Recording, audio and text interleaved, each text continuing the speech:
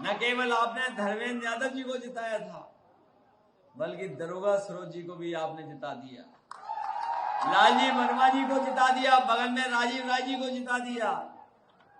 जौनपुर में आपने बाबू सिंह कुशवाहा जी को जिता दिया। और सोचिए जो राम बुहाल जी बैठे हैं, ये पीडीए की हवा ऐसी चली, देवरिया से सुल्तानपुर लड़ने चले गए। सुल्तानपुर के लोगों ने कुछ नहीं देखा, बस अपनी पार्टी का नेता देखा, साइकिल चुनाव चिन्ह देखा और पीडीए के आंदोलन में शामिल हो गए। वो ऐतिहासिक चुनाव था 24 का। और जो दिखाई दे रहा है मुझे, जो घबराहट दिखाई दे रही है मुझे बीजेपी की तरफ, जो बीजेपी की तरफ घबराहट दिखाई दे रही है, ये लग रहा है कि इस बार 27 में रिकॉर्ड बनने जा रहा है, रिकॉर्ड। ये पूर्वांचल का इलाका तो रिकॉर्ड बनाएगा ही बनाएगा। इस बार देख लेना, गाजियाबाद से लेकर के गाजीपुर तक और सहारनपुर से लेकर के सोनभद्र तक केवल पीडीए, इंडिया गठबंधन और समाजवादी पार्टी ही दिखाई देगी। इसलिए विकास का रास्ता चुनिए, खुशहाली का रास्ता चुनिए। और हम आपको भरोसा दिलाते हैं, बहुत से काम तो हमने बताए नहीं है। ये सरकार तो महंगाई बढ़ाने वाली है, कोई बिजली नहीं बनाई इन्होंने। और हमारे मुख्यमंत्री जी बिजली के कारखाने का नाम नहीं ले पाते हैं। और जिनको बनाया, ये साजिश कर रहे हैं बिजली को बेचने की, बिजली बेचने जा रहे हैं। अभी बताओ कितनी महंगी बिजली खरीदनी पड़ रही है आपको, बहुत महंगी खरीदनी पड़ रही बिजली आपको। और इस महंगी बिजली की वजह से कारखाने, उद्योग भी नहीं चल पा रहे हैं, संस्थाएं नहीं चल पा रही हैं।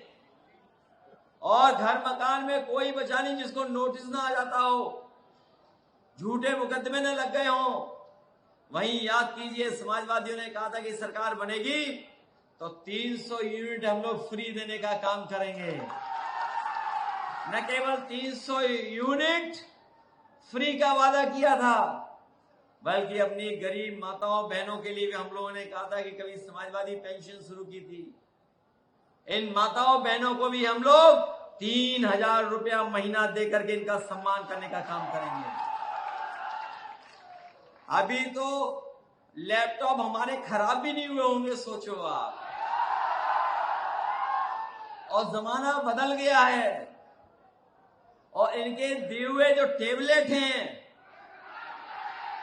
वो उतने अच्छे नहीं है जितने अच्छे देने चाहिए थे। टैबलेट अच्छे नहीं दिए इन्होंने। हम अपने पढ़ने वाले बच्चों को कह के जा रहे हैं कि जहां नई तरह की चीजें आ गई हैं, नई तरह की टेक्नोलॉजी के माध्यम से पढ़ाई भी हो रही है। कभी किसी ने सोचा नहीं था कि ऑनलाइन पढ़ाई इतनी शुरू हो जाएगी। कभी किसी ने सोचा नहीं था कि YouTube पे ही सब गाने सुन लिए जाएंगे। आजकल तो YouTube चला करके गाना सुन रहे हैं। कुछ लोग रील्स बना के कमा रहे हैं। कोई ऐसा नहीं बचा जो चलाना न जानता हो नई पीढ़ी का, और उसको समझता ना हो। इसलिए अगर हम लोगों को उस समय पर जब सरकार बनेगी और घोषणा पत्र बनेगा तो टेक्नोलॉजी के हिसाब से और बच्चों के भविष्य को बनाने के लिए अगर हम लोगों को बहुत अच्छी कोई सोच के साथ, ट्रेनिंग इंस्टीट्यूशन के साथ साथ, अगर दुनिया में जो सबसे अच्छे पैड आते हैं, आईपैड, उसके बराबर अगर हमें नौजवानों को देना पड़ा तो ऑनलाइन पढ़ाई के लिए, सोशल मीडिया को देखने के लिए और अपने भविष्य को बनाने के लिए हमें अगर आईपैड के बराबर, दुनिया की सबसे अच्छी चीजों के बराबर अगर हमें देना पड़ा तो उत्तर प्रदेश के नौजवानों को सरकार बनने पर हम लोग दे करके उनके भविष्य को बनाने का काम करेंगे। और जहां तक पढ़ाई है, उस पढ़ाई को भी कम से कम ऐसा बनाया जाए, ऐसी ट्रेनिंग की व्यवस्था की जाए कि नौजवान अगर अपनी नौकरी और रोजगार की तलाश में कुछ पढ़ करके, डिग्री हासिल कर करके कुछ करना चाहेगा तो वो भी करने का काम हम लोग समाजवादी लोग करेंगे।